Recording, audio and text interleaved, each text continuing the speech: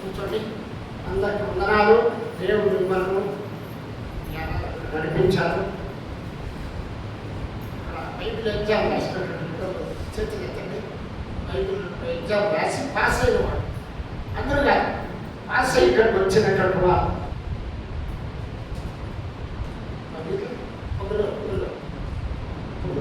ఎత్తని చేతులు. Bible exam రాసి pass అయ్యి ఇక్కడికి వచ్చిన వారు నేను చెప్తున్నాను. ఓకేనా? నేను వాక్యానికి వెళ్ళదాం. రెండవ కార్యక్రమం ఉంది కాబట్టి నేను తొందరగా ముగిస్తాను. ఎందుకంటే మీ టైం మించిపోకుండా కరెక్ట్గా టైము మీటింగ్ చేస్తాను కనుక ఈ సమయంలో మాకు ఇచ్చినటువంటి వాసులకి ప్రకాశం గారికి చాలా వందనాలు. నిన్ననే అన్ని విషయాన్ని మాట్లాడుకొని భోజన ఏర్పాట్లు ఈ కార్యక్రమం ఎలాగ జరపాలో చెప్పినా మీరు మాట్లాడుకొని ఈ కార్యక్రమం ఆరాధన తర్వాత కార్యక్రమం ముందుకు సాగిపోయినందుకు కృప చూపించారు. అందరి బట్టి దేవుడికి ఎంతగానో తెలియజేస్తున్నాను. దేవుడు వాక్యానికి వెళదాం. ఈరోజు అంశం ఏంటంటే మనుషులు స్థిరపడిన తర్వాత గర్వించి చెడిపోయను. మనుషుల స్థిరపడిన తర్వాత మనుషులు గర్వించి చెడిపోయాను. 2వ దినవృత్తాంతముల గ్రంథం 26:16 తొందరగా సహాయం చేస్తే నేను ముందుకు వెళ్ళిపోతాను. సమయం ఎక్కువ కాదు. 2వ దినవృత్తాంతముల గ్రంథం 26:16 అయితే స్థిరపడిన తరువాత అతడు మనసును గర్వించి చెడిపోయాను.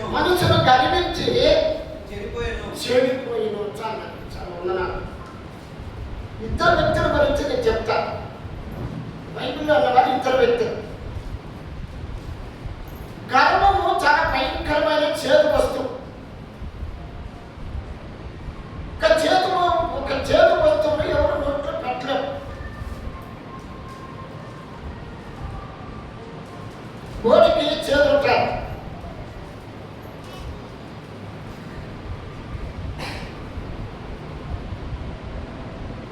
చేతులేని పక్షి ఒకటి ఉంది.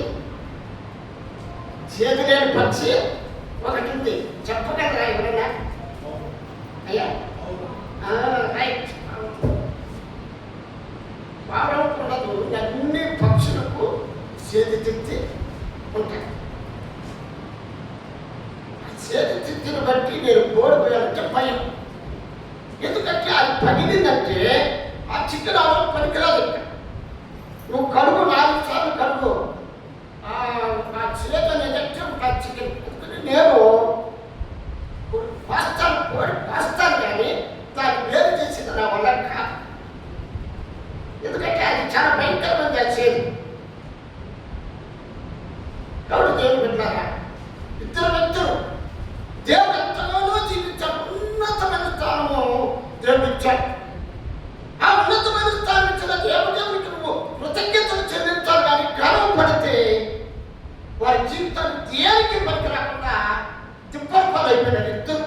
ఆ ఇద్దరు గురించి చెప్తాను. ఎందుకంటే ఎక్కువ మంది ఉన్నారు. సమయం అనేది సద్వినియోగం చేసుకోవాలి. కాబట్టి దాన్ని నేను ఆ ఇద్దరు గురించి చెప్పి నేను ముగిచేస్తాను. ఓకేనా? మనుషులు స్థిరపడిన తర్వాత గర్వించి చెడి. మొదటి వ్యక్తి విజయ. దేవుడు ఎంతగా హెచ్చించినాడంటే అంత గొప్పగా హెచ్చించాడు. 16 సంవత్సరాలు మొదలుకొని 52 సంవత్సరాల వరకు మంచి పరిపాలన చేశాడు. ఆయన రాజు, ఒక దేశానికి రాజు. రాజు ఎక్కడుంటాడు? సింహాసనం మీద ఉంటాడు. అందరినీ కనబడేవారు. సన్నాపన్న అస్సలు కనబడేవారు. అలాంటి రాజు దేవుడు అన్ని విషయాలు విజయించి అన్ని విషయాల్లో మనుషులు కావచ్చు దేవుడు కూడా ఎంతగానో హెచ్చించినప్పుడు తను గర్వించాడు.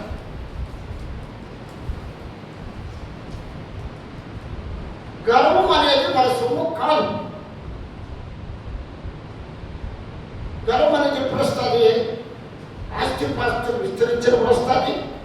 మంచి అందమైన బిడ్డలు పుట్టినప్పుడు వస్తుంది. అందమైనటువంటి జీవితంలో ఉన్నప్పుడు నువ్వు దేవుని మహిమపరచాలి. కానీ ఆ డబ్బునో బంగారమో లేకపోతే అంచచ్చు ఆస్తి అంచచ్చు చూసి గర్వపడితే అన్నీ ఉంచుకుంటాయి ఆస్తి. ఏదైనా కూడా దేవునికి మహిమకరంగా జీవించినప్పుడు క్రైస్తవ బిడ్డలకు, ముఖ్యంగా క్రైస్తవ బిడ్డల్లో కూడా ఈ రోగం ఉంది. అనేక జిల్లాలు తిరిగి వాక్యపరిచయం చేసి ఒక జిల్లా అన్ని జిల్లా చిన్న వయసు కానీ అనేక సంఘాలు అనేక ఫెలోషిప్లు దగ్గర వాడబడినటువంటి దైవదాసు 37 సంవత్సరాల పరిచయంలో ఉన్న జీవితం ఎత్తుకునే అద్భుతం ఏంటంటే ఎంత క్లాస్ ఎగ్జామ్ రాస్తాను వెంటనే ప్రభుత్వంలో ట్రైనింగ్ చెప్పి ఏ ఉద్యోగాలు కూడా నేను ప్రయత్నం చేయలే. ఇప్పుడు 54 సంవత్సరాలు నాటి 37 సంవత్సరాలు సేవ చేసేయండి. ఇది ఎన్ని సంవత్సరాలు నాకు ఆలోచించి 54 సంవత్సరాల్లో 37 సంవత్సరాలు సేవలో ఉన్నాను. అయితే చిన్న వయసు, చాలా భయంకరమైన జీవితం. హాస్టల్లో జీవించినప్పుడు వాటిలో కొట్టేవాడిని, వంట మనుషులు కొట్టే వాళ్ళ ఉద్యోగాలను ఊడిపోయేలా చేశాను. చదువులే సందలే. మొన్న 10th క్లాస్ పాస్ అవుతానే వచ్చినాయి. 1వ తరగతి నుండి 10th క్లాస్ వరకు పాస్ అవుతానే వచ్చిన. 10th క్లాస్లో బ్రేక్ పడింది. ఒక నక్సలైట్ బాగా మారిపోయిన నన్ను భయంకరమైన చెవులు నత్తి పట్టి పీడిస్తూ ఉన్నాయి. కానీ ఒక పక్క 2 ఆలోచనలు ఉన్నాయి. ఈ సృష్టికర్త ఎవరు? ఈ దున్నపోతులు ఈ పరులంగా అనిపిస్తున్నారు. వాళ్ళ కొరకు ఎవరు పని అయిపోయినారు అని ఈ 2 ప్రశ్నలు వేధిస్తూ ఉన్నాయి. లోకంలో ఉన్నప్పటికీ ఈ 2 ప్రశ్నలు పరిశుద్ధ గ్రంథంలో దొరికినాయి. సృష్టికర్త యెహోవా దేవుడు మన కొరకు ప్రాణం పెట్టినటువంటి రక్షకుడు అని తెలుసుకోవడం జరిగింది. 1983లో ఒక టీచర్ గారు రిటైర్డ్ అయిపోతూ ఒక క్రైస్తవ బిడ్డ బైబిల్ ఒకటి, చిన్న బైబిల్ ఒకటి ఇచ్చారు. 6వ తరగతిలో చదివాను. 6వ అధ్యాయంలో చదివాను. అదేంటని పక్కన పెట్టేసి వాళ్ళ దానిలోని మళ్ళీ 88వ సంవత్సరం 10th క్లాస్ రాసినప్పుడు అప్పుడు మళ్ళీ బైబిల్ నాకు చేతికి వచ్చింది. నేను ఒకటే సమర్పించుకున్నప్పుడు గొప్ప రక్షకుడుగా నాకు సమాధానం ఉండొచ్చు. సృష్టికర్త ఎవరో చచ్చిపోయింది, నా కొరకు రక్తం చిందించిన ఎవరైతే నాకు చచ్చిపోయింది. కాబట్టి నేను నీకు సాక్షిగా ఉంటాను. ఎన్ని కష్టములు వచ్చినా, బాధలు వచ్చినా నేను ఎన్నిక చూడను, నేను వైపుగా చూస్తాను. కానీ నాకు అవమానం రాకూడదు. నీ సేవలో నన్ను వాడుకోవాలి అనుకోని 2 సంవత్సరాలు పాస్టర్ ట్రైనింగ్ వెళ్ళిపోయినా.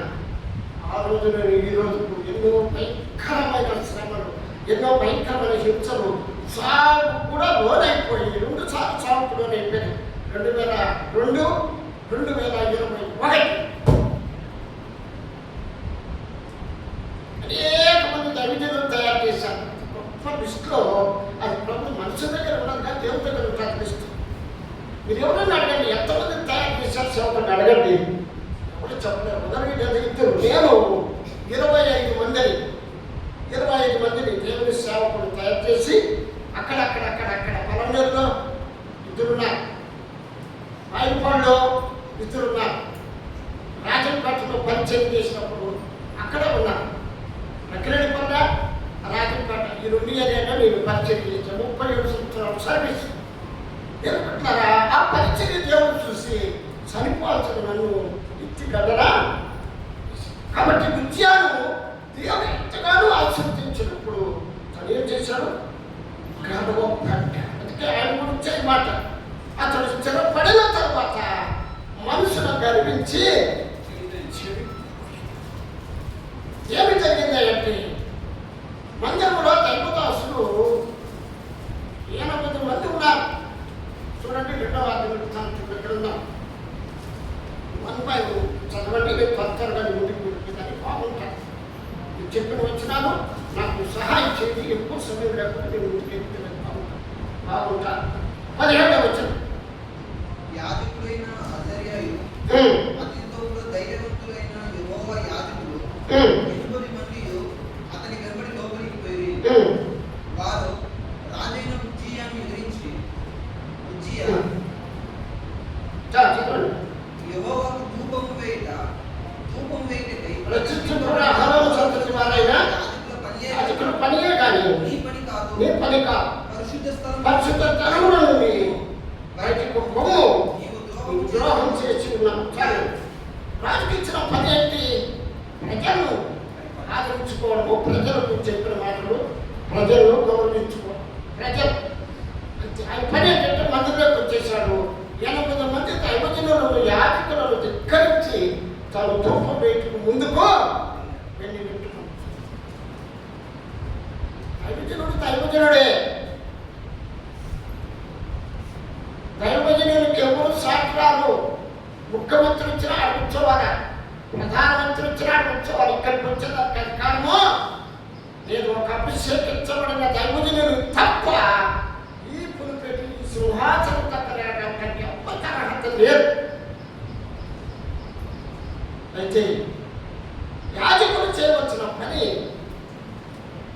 ఉజ్జియా ముందుకు వచ్చినట్టు చెప్తున్నారయ్యా, ఇది నీ పని కాదు, ఇది నీ పని కాదు అని చెప్తా ఉన్నా. ఏం చేశాను? ఎందుకు ఎన్నిపోయినట్టు చూస్తున్నా. 19వ వచనం. 19 ఉజ్జియా ధూపం వేయించకు, ధూపార్తిని చేత పట్టుకొని రౌద్రుడై యాజకుల మీద కోపము, యాజకుల మీద కోపము, కోపమే మనిషి జీవితాన్ని వాడు చేస్తున్నట్టు మనం చూస్తున్నాం. చెప్తున్నారయ్యా నీ పని కాదు, నీ పని కాదు, నీ పని కాదు అని చెప్తూనే ఉన్నా. తర్వాత యాజకుల మీద కోపం చూపి మందిరంలో తన ధూపపీఠ ప్రక్కన ఉండగా అతడు యాజకులు చూచుతూనే ఉన్నప్పుడు అతను నొసట కుష్ఠరోగము పుట్టెను. ఎంతో ప్రజల చేత పూజించబడేటువంటి యాజకుడు ఆయన ఆ యొక్క ఉజ్జియా ఏం చేశాడు? దైవజనులందరినీ ధిక్కరించి ముందుకు వెళ్ళి ఏంటంటే ధూపం వేయటకు ముందుకు వచ్చినప్పుడు ఏమొచ్చింది? అక్కడ కుష్ఠరోగము. కుష్ఠరోగం ఎక్కడ వచ్చింది? నొసట. దీన్ని కప్పెట్టుకుంది. అక్కడ నేను డోపు పెట్టే కూడా ఇటు వరకు ఉంటుంది, కానీ ఇంటికెళ్తే ఉండదు. అవునా? దేవుడు ఎవరికి పెట్టేవాడు శిక్ష పెట్టాడు. చెప్పిన మాట రాకపోతే దేవుడు అతిక్రమము చేయవారికి శిక్ష తప్పించుకోలేరు. దైవజనులు దూరపడితే, దైవజనుల మాట వినకపోతే ఆ భయంకరమైన శిక్ష మన మీదకి వస్తుంది. ఈ విషయంలో ఎవరు అనుమానించాల్సిన పని లేదు. ఏది నీ పని కాదయ్యా, నీ పని కాదయ్యా అని విన్నపించుకున్నా ఆ దుర్మార్గులు ముందుకు వచ్చి ధూపం పెట్టుకు వచ్చినప్పుడు అక్కడ ఏమైంది? నొసట.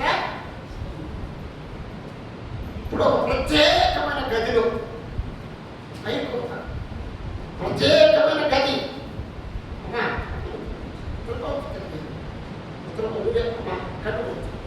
ఓకే. తర్వాత వచ్చిన మనం చూస్తే 20వ వచనం. రాజైన ఉజ్జియా తన మరణ దినం వరకు కూర్చుండగా యెహోవా మందిరంలోకి పోకుండా ప్రత్యేకింపబడిన కనుక అతను ప్రత్యేకముగా ఒక ఇంటిలో నివసించుతుంది. తన ఆధిక్యతను పోగొట్టుకున్నాడు. తన ఆధిక్యత, తన హోదా, తన గొప్పతనాన్ని అన్నం కూడా పెట్టాడో లేదో మనకు తెలియదు. మరి పెట్టి ఉంటారు, కానీ కుష్ఠరోగము చాలా భయంకరమైంది. ఆడు చేతులు తినచ్చే రక్తాలు కాస్తా ఉంటాయి, రక్తాలు కాస్తా ఉంటాయి. అందరూ మెరుగేస్తారు. యేసుప్రభు రాకము భయంకరమైన భాగం. కానీ యేసుప్రభు లోకరక్షకుడు లోకానికి వచ్చిన తర్వాత దాన్ని ఎవరు అసహించుకోవాలి. రక్షకుడు వచ్చిందని ఎంత మనకు మేలు జరుగుతుంది. పాపంతో కొట్టుకులాడుతున్న మనిషిని రక్షించాడు తన రక్తం ద్వారా. ఏ రోగిస్తైనా చులకనగా మాట్లాడకూడదు, చులకనగా చూడకూడదు. రక్షకుడిని యేసు ఎంత దయ పెట్టాడు. అతను మరణ దినం వరకు ఒక ప్రత్యేకమైన గదిలో ఉండిపోయాడు.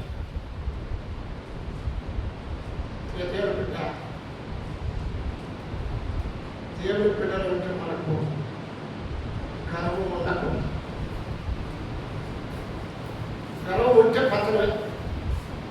అది రాకుండా కాపాడుకోవచ్చు. చిప్పటి వరకు మరణ దినం వరకు అది రాకుండా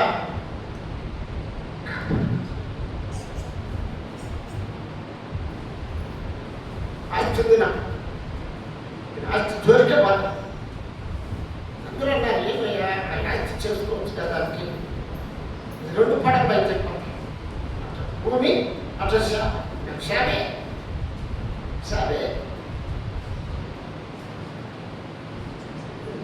డాక్టర్ ఏం చెప్పారంటే బతకడమ్మా, నేను బతకడమ్మా ఆశించమంతా పెట్టే మధ్య నేను చనిపోతాడు అన్నాడు. 4 వేలు అవుతాను నా మాట చెప్పి. కానీ దేవుడు ఏం చేశాడు? అద్భుతం చేశాడు. నా కుమారుడు ఉండాలి నా భూమి పైన, ఇంకా కొంతకాలం జీవించాలని నా రక్షకుడైన యేసు నీ కూడా మరణమే కోరుకున్నావు ప్రభా. నేను జీవించలేను, ఇంకా అనేక జిల్లాలు తిరిగిన, అనేక మండలాలు తిరిగిన, అనేక గ్రామాలు తిరిగిన నేను చేయలేను ప్రభు. లేదు నువ్వు ముందుకు వెళ్ళిపో అంతే అని చెప్పిన ప్రభు. ఏంటి ప్రభు నాకేంటి, నాకు సంగము సరిగినైతే నన్ను ఎవరు చూసుకోలేదు. ఈ చరిత్రలు నుంచి భార్య పెట్టి కూడా వదిలేసే 2 కుమార్తెలు ఇచ్చాడు దేవుడు. అందమైన కుమార్తెలు 2 ఉన్నారు. 2 కుమార్తెలతో దేవుడు నాకు సరిపెట్టాడు. కానీ బాగా చదువుకొని ఉద్యోగం వచ్చేటప్పటికి నన్ను వదిలేసి వెళ్ళిపోయాను. వాళ్ళని దాచిపెట్టుకోవాలని నేను పడిపోతే నా బట్టి నాకు సంసారం నన్ను ఆదరిస్తాను అనుకున్నాను. ఆదరించలే, వెళ్ళిపోయాను. నాకెవరు పొరపాటు లేదు, నీకున్నా కదా నేను రక్షించుకున్నాను, నేను నీకు పోషించేవాడు, నేను ముందుకు వెళ్ళిపో, నేను వెనక చూడవా ముందుకు వెళ్ళిపోయినప్పుడు నా ప్రభు మాట తీసుకొని 4 సంవత్సరాలు అవుతాను. అనేకులు అయ్యా రండి మా దగ్గర మా దగ్గరికి రండి. ఇంత గొప్ప దేవుడు చూడండి. దేవుడు వాగ్దానం చేసుకోవడం మొదలైన వాడు. ఆయన ఎప్పుడు మనం ఆధారకూడదు, ఆయన ఎప్పుడు మనం చులకనగా చేయకూడదు. పిలిచిన వాడు నమ్మదగినవాడు. మనిషి మాటిచ్చే తప్పిపోతాడు, కానీ దేవుడు ఎన్నటికీ నా విషయంలో మాత్రం ప్రభావిత. అయ్యా నా తల్లిదండ్రులు చూడాలంటే చూపించండి. ఏ విషయంలో కూడా నాకు ఆయన పేరు చేయాలి. దేవుని సింహాసనం మీద చెబుతున్నా,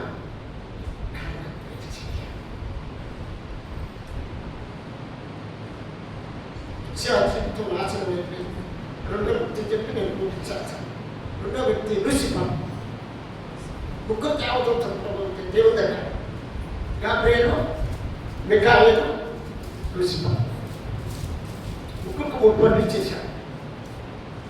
లూసిఫర్కి ఇచ్చిన పని ఏంటంటే మనం అర్పించే స్థుతులన్నీ దేవుని దగ్గర పెట్టిన పని. ఉదాహరణకు కలెక్టర్ పని చేస్తాడు, ఎంఆర్ఓ పని చేస్తాడు, విఆర్ఓ పని, ఏదో పనులు చేసేదానికి లేదు. ఎవరు పనులు వాళ్ళు చేయాలి. చిన్న పని చేస్తూ హృదయంలో కర్మము మళ్ళీ ఏసైనందు 14 ఏసైనందు 14 స్వచ్ఛంగా చదువు. ఆకాశముడు పడితివి, జనములను పడగొట్టిన నీవు నేలమంటూ వరకు ఎట్లు నాకబడితివి. నేను ఆకాశమునకు ఎక్కిపోయేదను, దేవుని నక్షత్రములకు పైగా నా సింహాసనం హెచ్చింతును. ఉత్తర దిక్కునున్న సభాపర్వతము మీద కూర్చుండును. మేఘమండలము మీద మహోన్నతులతో సమానంగా చేసుకుందును అని నువ్వు మనసులో అనుకుంటుంది కదా. చాలు. ఈ దేవదూతలు ఆడ కాదు, మగ.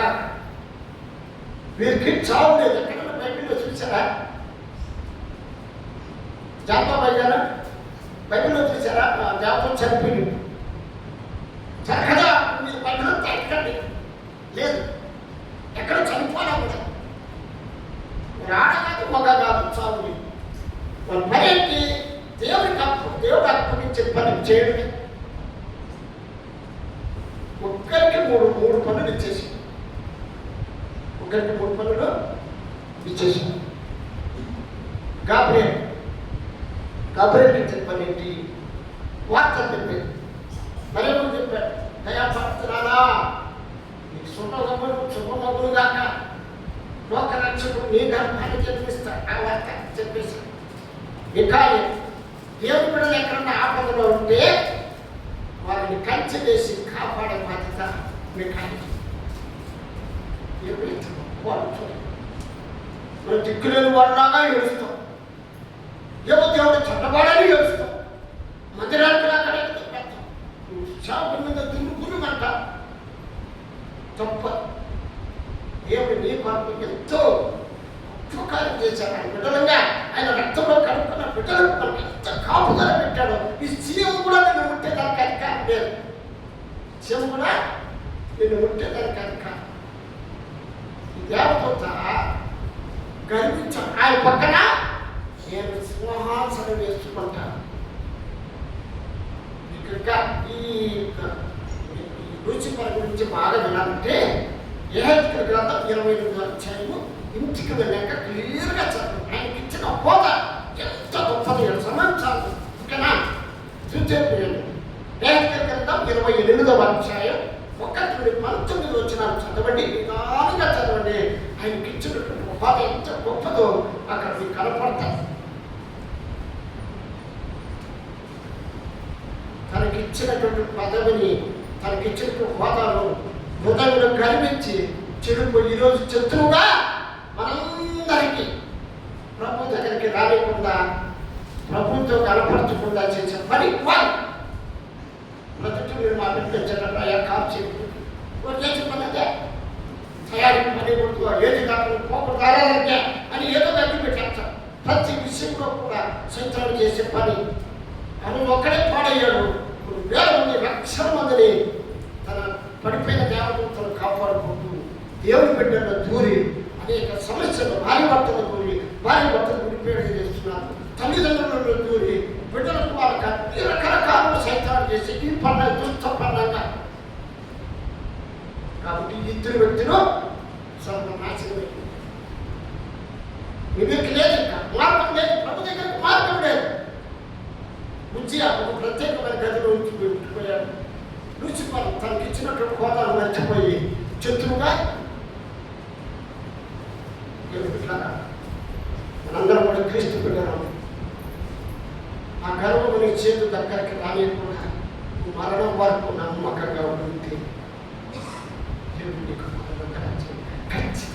అందుకే మన పరకు తన విలువైనటువంటి రక్తం సిందించి అనేక దెబ్బలు తిని, ఒక తక్కువ 30 దెబ్బలు తిని తన శరీరాన్ని అంతా మన కొరకు దారిపోసి, తన రక్తాన్ని దారిపోసి నిన్ను నన్ను కొన్నాడు.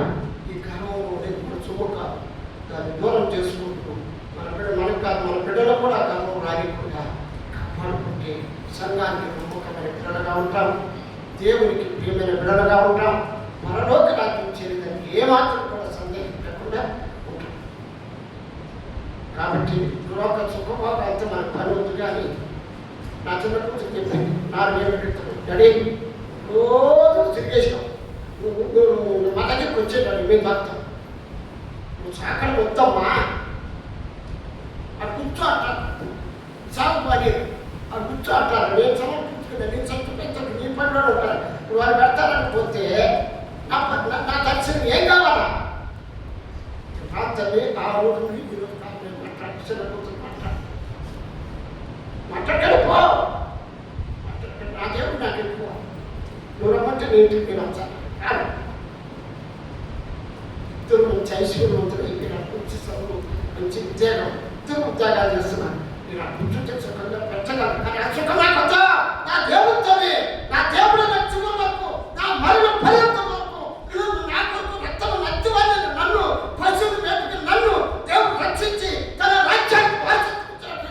శుభ్రం వరకు ఆయనతోనే, ఆయన సహవాసాన్ని తిండున్నా లేకపోయినా, పట్టున్నా లేకపోయినా ఆయనతో గర్వపడి ఇందులో ఏమీ ఉండదు ఇంకా.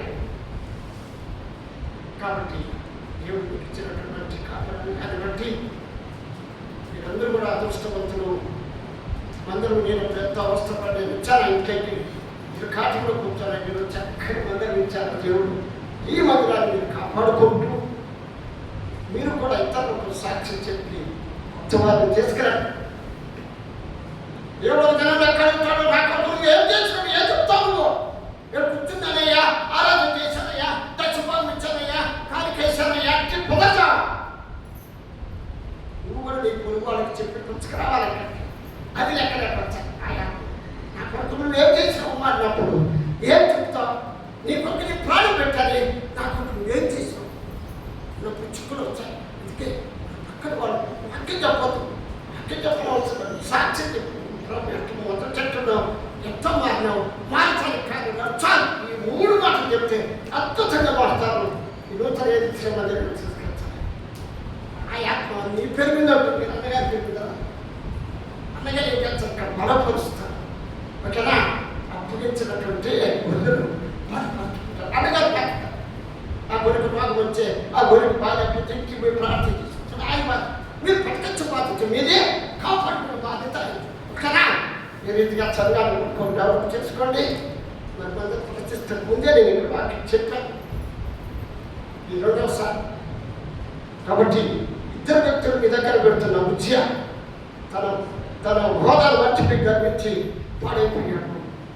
లూసిఫర్ ప్రధాన దూతగా ఉంటాడు ప్రభు దగ్గర. ప్రధాన దూతగా లూసిఫర్ గర్వించి నాశపోయింది. కాబట్టి ఇద్దరు మీ దగ్గర పెట్టి ముగించబోతున్నాను. దేవుడు మిమ్మల్ని మీ కుటుంబాలు బిడ్డల్లో మీరు చేసే ఉద్యోగాలు ఏ పని అయినప్పటికీ ఆ పనిని దేవుడు జీవించి ఆశీర్వదించును కాక.